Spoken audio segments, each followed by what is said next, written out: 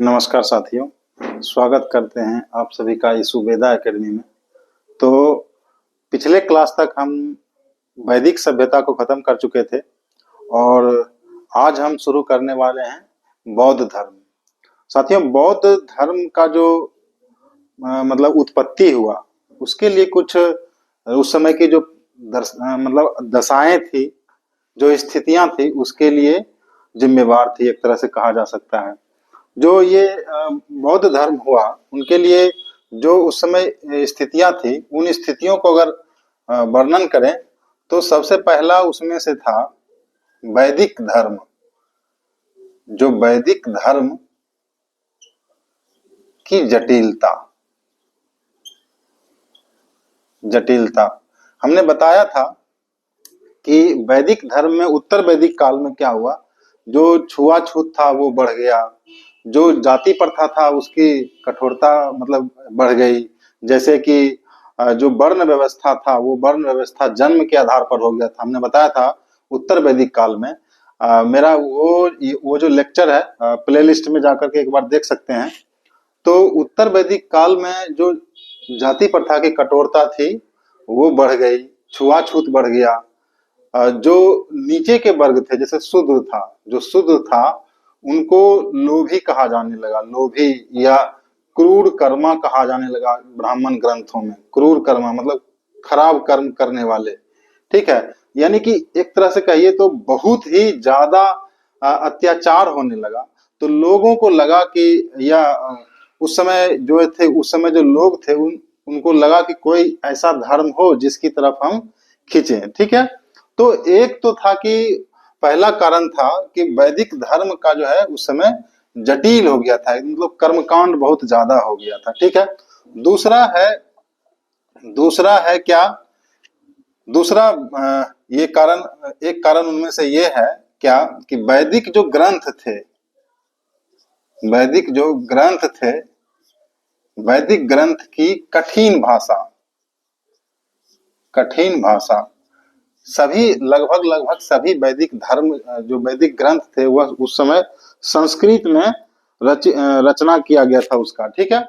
तो वैदिक ग्रंथ का जो संस्कृत भाषा था वो सबके लिए वो संभव नहीं था पढ़ना, क्योंकि पढ़ना तो सिर्फ समाज में सिर्फ ब्राह्मण को ही अलाउ था, ठीक है। तो संस्कृत सबको पढ़ने के लिए, ना सुनने के लिए अलाउ था। तो इसलिए जो वैदिक ग्रंथ था उसका जो कठिन भाषा था, समाज में इस भाषा का प्रचलन नहीं था। समाज में जो था उसमें पाली भाषा, प्राकृत भाषा का प्रचलन था। लेकिन वैदिक ग्रंथों की जो भाषा थी वो संस्कृत थी, जो कि आम जनता के समझ से पड़ी थी, ठीक है। तो यह भी एक कहीं न कहीं बौद्ध धर्म जो है कि यह सरल धर्म है, इसकी तरफ लोगों को खींचा, ठीक है। तीसरा एक कारण था साथियों कि उस समय की जो व्यवस्था थी वो अब धीरे धीरे कृषि मूलक हो रही थी। कृषि मूलक व्यवस्था का व्यवस्था का विस्तार, ठीक है। मतलब बौद्ध धर्म का एक मतलब कि शुरुआत होने के लिए जो परिस्थितियां उत्पन्न हुई, उनमें से एक ये थी कृषि मूलक अर्थव्यवस्था या व्यवस्था का विस्तार। देखिए, वैदिक ग्रंथ में जो थी, उत्तर वैदिक काल में जो था, वह कर्म कांड के चलते, मतलब यज्ञ के चलते, यज्ञ के कारण पशुओं की ढेर से मतलब बहुत बलि दिया जा रहा था, ठीक है। लेकिन लेकिन हमने बताया था, अपने क्लास में बताया था कि उत्तर वैदिक काल में जो जो लोग थे वह गंगा घाटी की तरफ, मतलब ये इस इलाके से इस तरफ बढ़ने लगे थे। और यहाँ पर जो है साफ सफाई के फलस्वरूप जो है ढेर सारी कृषि लायक भूमि यहाँ पे बन गया। तो यहाँ पर कृषि लायक भूमि जब बना तो कृषि व्यवस्था के लिए तो भाई पशु चाहिए, लेकिन पशुओं की कमी हो रही थी, इस यज्ञ में बलि दिया जा रहा था।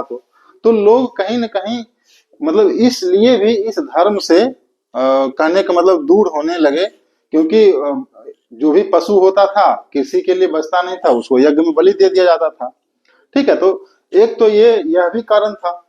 तो इसके बाद अगला कारण अगर अगर हम देखें तो अगला कारण था वैश्य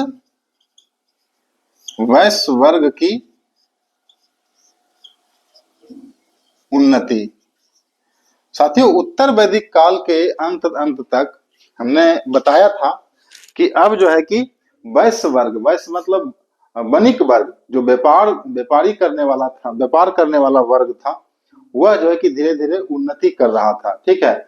ऐसे जो वैदिक ग्रंथ है, वैदिक ग्रंथ में सूदखोरी मतलब सूद पर पैसा लगाने वाले को, ब्याज पर पैसा लगाने वाले को अधम कहा जाता था। ठीक है, अधम कहा जाता था। तो वैश्य वर्ग में तो ज्यादातर केस इसी इसी सब से रहता है, मतलब ब्याज लगाना, पैसा लगाना, व्यापार करना। ठीक है। तो कहीं न कहीं वैश्य वर्ग को इस धर्म से कहीं न कहीं दिक्कत होने लगा। तो यह वर्ग भी एक नए धर्म की तलाश में था। ठीक है, वैश्य वर्ग भी। ठीक है। इसके बाद अगर हम देखें तो अगला कारण है राजनीतिक दशाएं। राजनीतिक दशाएं। ठीक है। राजनीतिक दशाओं में साथियों ये था कि उस समय जो राज्य बनने लगे थे, राज्य में कुछ राज्य जो है कि जैसे कि आप देखिए तो उस समय जो था, जो इस समय मैंने बौद्ध धर्म का जो समय था वो लगभग 550 ईस्वी पूर्व के आसपास का है, ईस्वी पूर्व के आसपास का है। और इस समय जो था पूरे भारत में 16 महाजनपद थे। हम महाजनपदों का चर्चा एक क्लास में कर लेंगे, नेक्स्ट क्लास में। महाजनपद थे। ठीक है। इस महाजनपद से भी क्वेश्चन पूछा जाता है। तो इस 16 महाजनपदों में जो था बज्जी जो महाजनपद था, यह इस बज्जी में गणतंत्र व्यवस्था थी। मतलब यहाँ पे राजा जो था, राजा का चुनाव होता था, जनता चुनाव करती थी राजा का। ठीक है। तो जहां भी गणतंत्र व्यवस्था आ गया यानी वहां समानता आ गया। ठीक है। वहां समानता आ गया तो वहां का जनता जो है कि कहीं न कहीं उस राज्य में जब समानता आ गया तो कहीं न कहीं इस वैदिक धर्म का विरोध होगा ही होगा। ठीक है, क्योंकि वैदिक धर्म में असमानता, छुआछूत, इसकी ज्यादा चर्चा हो रही थी उस समय। ठीक है। तो इसके लिए बौद्ध धर्म के लिए राजनीतिक परिस्थितियां भी जिम्मेदार थी। अब एक इम्पोर्टेंट इससे जुड़ा एक फैक्ट है साथियों कि यह जो वैश्य वर्ग था, यह वैश्य वर्ग में व्यापार का जो है उन्नति हो रहा था। तो व्यापार का उन्नति होने के लिए उस समय जो था ना, सिक्के का प्रचलन शुरू हो गया। इससे पहले हमने बताया था, इससे पहले जो हमने अपने क्लास में बताया था कि उस समय जो भी उत्तर वैदिक कालीन में व्यापार होता था उस समय एक्सचेंज सिस्टम लागू था, यानी विनिमय पद्धति लागू था। मतलब ये चीज लीजिए तो दूसरा चीज दीजिए। ठीक है। लेकिन इस समय आते आते यानी कि बहुत 550 ईस्वी पूर्व तक आते आते सिक्के का आविष्कार हो चुका था, सिक्के का प्रचलन शुरू हो चुका था। और देखिए यहाँ पे सबसे इंपॉर्टेंट सिक्के से जुड़ा हुआ सबसे महत्वपूर्ण बात, सबसे प्राचीन सिक्का यहाँ पे लिखते हैं, इसका स्क्रीनशॉट ले लीजिए।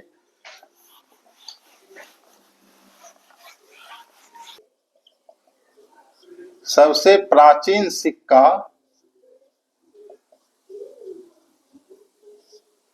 का प्रचलन,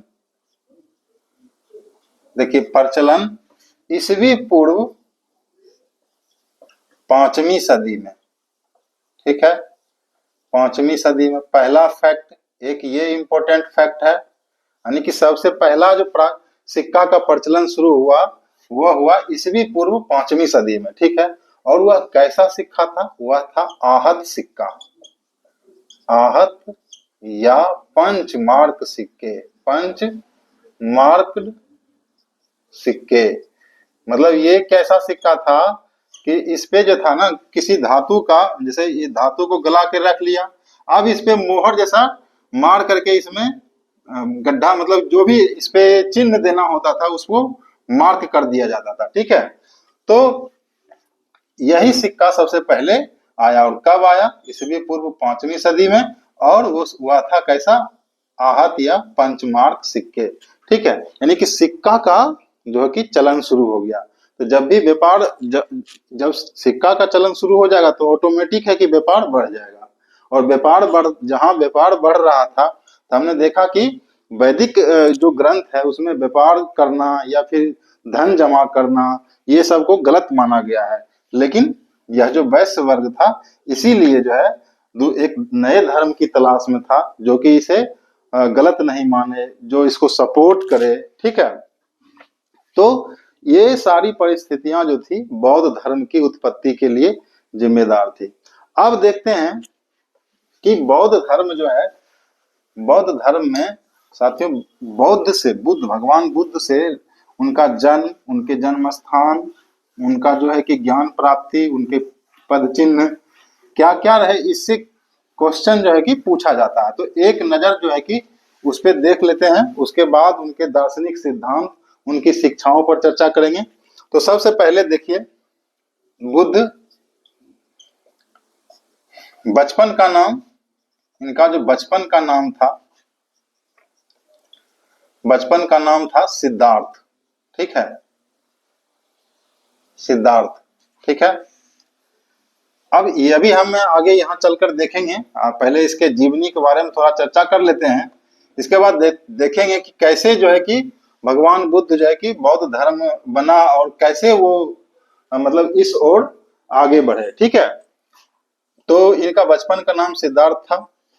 जन्म हुआ, जन्म 563 ईस्वी पूर्व में कपिलवस्तु लुम्बिनी, लुम्बिनी कपिलवस्तु में। ठीक है, ये कपिलवस्तु अभी कहाँ पड़ता है साथियों? अभी पड़ता है ये नेपाल में। नेपाल का एक जगह है पिपर हवा, पिपर हवा। ठीक है, यही जो है कि पुराना कपिलवस्तु था। ठीक है, नेपाल में ये जगह पड़ता था। तो बुद्ध का जन्म कहाँ हुआ? लुम्बिनी, नेपाल में। ठीक है, 563 ईस्वी पूर्व में। कब हुआ? 563 ईस्वी पूर्व में। इसका बचपन का नाम था सिद्धार्थ। इनके पिता का नाम था,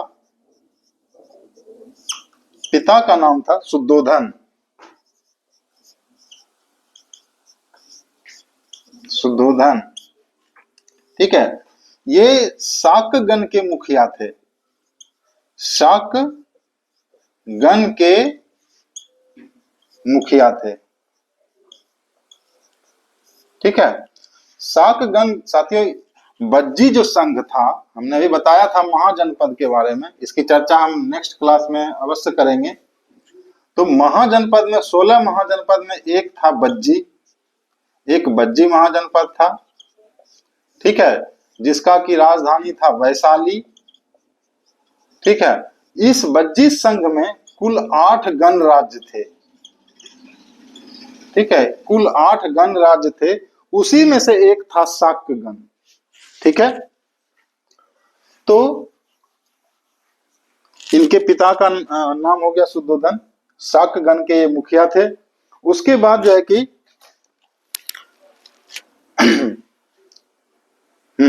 इनकी माता का नाम, इनकी माता का नाम था महामाया। ठीक है, और इनका जो जन्म हुआ, जन्म होने के 7वें दिन ही, 7वें दिन, जन्म के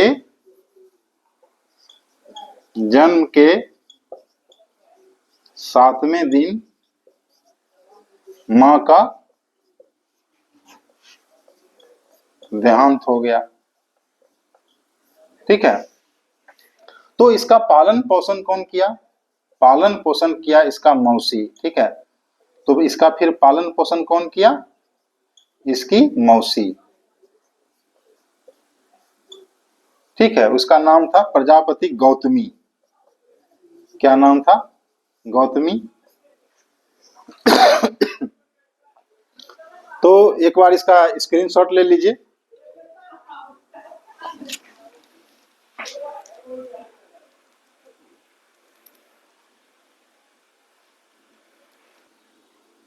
तो बुद्ध, भगवान बुद्ध का जो बचपन है, उनका जो एक संक्षेप में हम लोग क्या देख रहे हैं, बुद्ध का बचपन का नाम था सिद्धार्थ। जन्म हुआ 563 ईस्वी पूर्व में। कहाँ जन्म हुआ? लुम्बिनी, नेपाल में जगह पड़ता है, कपिलवस्तु में। ठीक है, इसके पिता का नाम था शुद्धोधन, ये शाक्यगण के मुखिया थे। माता इनका महामाया थी। ठीक है, इनका जन्म का जो है कि 7वें दिन ही इनकी माँ का मृत्यु हो जाता है। ठीक है, तो इसका पालन पोषण फिर कौन करता है? इनकी मौसी गौतमी द्वारा। ठीक है, अब 16 साल का उम्र होता है साथियों, इनका 16 वर्ष की उम्र में इनका शादी हो जाता है।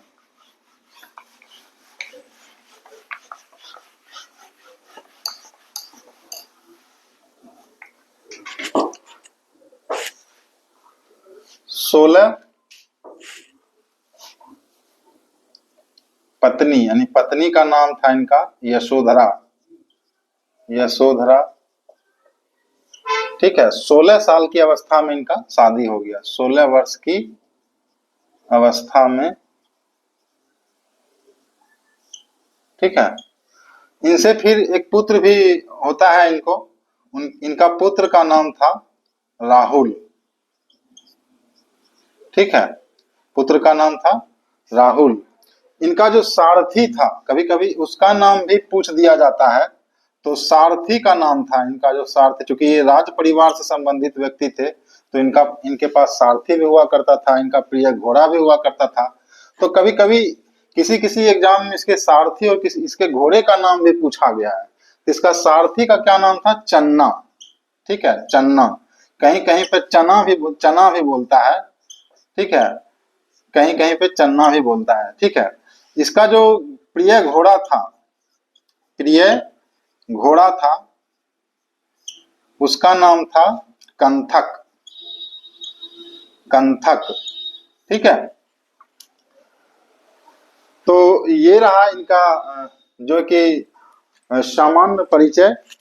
इनके बाद इनका जो मृत्यु हो जाता है, एक ये फैक्ट भी है, इनका मृत्यु हो जाता है कुशीनगर में। कुशीनगर, कुशीनगर में। ठीक है, इसका मृत्यु कहाँ हो जाता है? कुशीनगर में, 483 ईस्वी पूर्व में। 483 ईस्वी पूर्व में कुशीनगर पड़ता है उत्तर प्रदेश में। ठीक है, कहाँ पड़ता है? उत्तर प्रदेश में। ठीक है, अब हम लोग देखेंगे, मैप के थ्रू भी देखेंगे कि कहाँ कहाँ कैसे कैसे ये गए, और फिर जो है कि ये कुशीनगर पहुंचे। तो कुशीनगर साथियों अभी वर्तमान में उत्तर प्रदेश का एक जिला है। ठीक है, एक जिला है अभी, लेकिन इससे पहले यह जिला जब नहीं बना था तो यह आता था उत्तर प्रदेश के देवरिया जिला में। जब कुशीनगर जिला नहीं बना था, लेकिन अभी जो है कि कुशीनगर एक जिला हो गया है उत्तर प्रदेश का। इससे पहले वो था देवरिया जिला में। ठीक है, तो कुशीनगर में भगवान बुद्ध की मृत्यु हो जाती है। मृत्यु को इन्होंने इसमें कहा गया है बुद्ध धर्म में निर्वाण।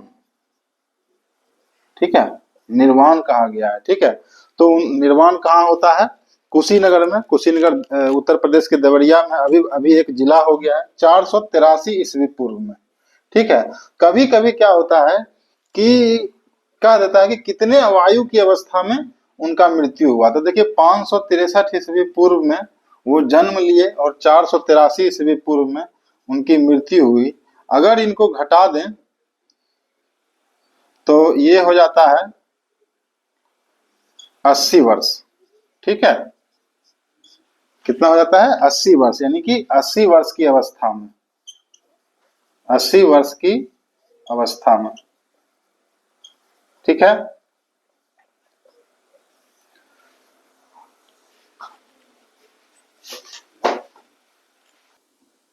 तो साथियों आज का क्लास यहीं पे समाप्त करते हैं। इसके नेक्स्ट क्लास में हम लोग देखेंगे कि बौद्ध धर्म जो है कि कैसे फिर वो दर्शन में मतलब अपना ज्ञान प्राप्ति हुआ उनको, फिर कहाँ उपदेश दिए, उनके धार्मिक सिद्धांत कहाँ थे। इसको नेक्स्ट लेक्चर में देखेंगे। साथियों इस सेशन को लाइक, शेयर और सब्सक्राइब जरूर करिए। धन्यवाद।